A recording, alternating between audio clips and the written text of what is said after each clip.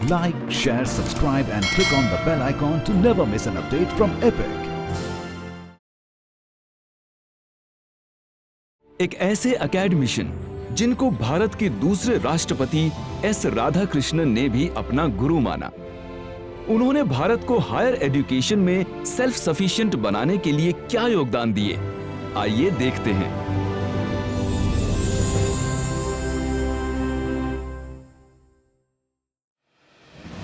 भगवान दास 12 जनवरी 1869 में वाराणसी के जमींदारों के परिवार में पैदा हुए।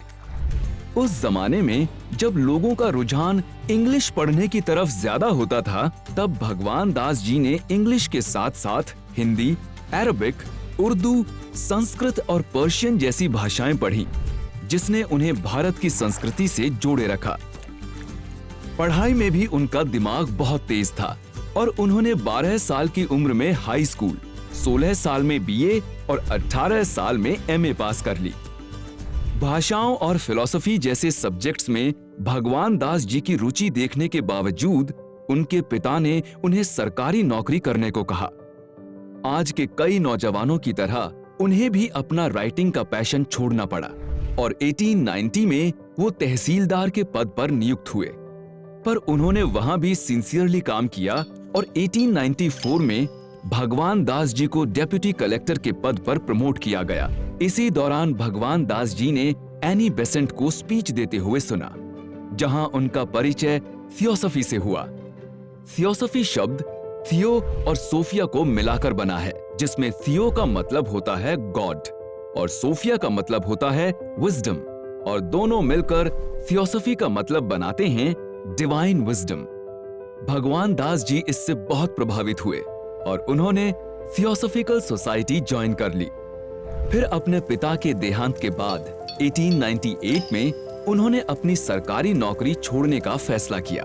राइटर के साथ उनके अंदर एक एकेडमिशियन भी छुपा हुआ था, जिसकी वजह से उनका ध्यान शिक्षा के क्षेत्र की ओर गया।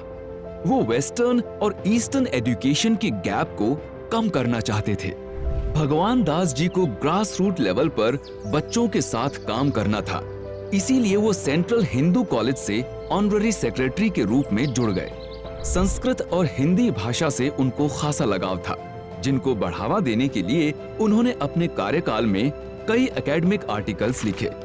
बच्चों के लिए वेस्टर्न एजुकेशन एक्सेसिबल बनाने के लिए उन्होंने कई इंग्लिश एकेडमिक वर्ड्स को ट्रांसलेट करके उनका हिंदी नाम भी दिया। वो एकेडमिक और धार्मिक किताबें भी ट्रांसलेट करते थे और उनकी भगवत गीता की ट्रांसलेशन आज भी बहुत प्रसिद्ध है। 1920 में भगवान Das ji non cooperation movement से जुड़ गए, जहां उनकी मुलाकात बाबू शिव प्रसाद जी से हुई। भगवान दास जी का मानना था देश की शिक्षा को ब्रिटिश इन्फ्लुएंस से आजाद करके सेल्फ सफिशिएंट बनाना चाहिए, और शिव प्रसाद जी भी यही चाहते थे। फिर 1921 में दोनों ने वाराणसी में काशी विद्यापीठ की स्थापना की और जिसके वाइस चांसलर भगवान दास जी बने। काशी विद्यापीठ अब महात्मा गांधी काशी विद्यापीठ के नाम से जानी जाती है। ये ब्रिटिश इंडिया में भारतीयों द्वारा स्थापित की गई पहली मॉडर्न यूनिवर्सिटी थी। थियोसॉफिस्ट होने के कारण भगवान दास जी स्पिरिचुअल थे और सभी धर्मों को बराबर का दर्जा देते थे। इसीलिए विद्यापीठ की फाउंडिंग सेरेमनी में वैदिक मंत्रों के साथ साथ कुरान की आयतें भी पढ़ी गईं। काशी विद्यापीठ में लाल बहादुर शास्त्री और चंद्रशेखर आजाद जैसे फ्रीडम फाइटर्स भी उनके स्टूडेंट्स रहे।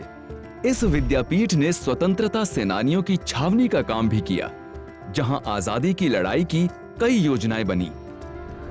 काशी विद्यापीठ 350 कॉलेजेस को अफिलिएट करके आज भी भगवान दास जी के एक्सेसिबल एजुकेशन के सपने को आगे बढ़ा रही है। भारत सरकार ने 1955 में उन्हें लिटरेचर और एजुकेशन के फील्ड में कंट्रीब्यूशन के लिए भारत रत्न से सम्मानित किया। भगवान दास जी एक धनी परिवार से थे, पर धन के पीछे भागने की बजाय उन्होंने अपना जीवन भारत को शिक्षा के क्षेत्र में सेल्फ सफिशिएंट बनाने में बिता दिया। उन्हीं के कर्मों का फल है कि आज भारत की यूनिवर्सिटीज में वेस्टर्न एजुकेशन के साथ साथ स्वदेशी शिक्षा पर भी बराबर ध्यान दिया जाता है।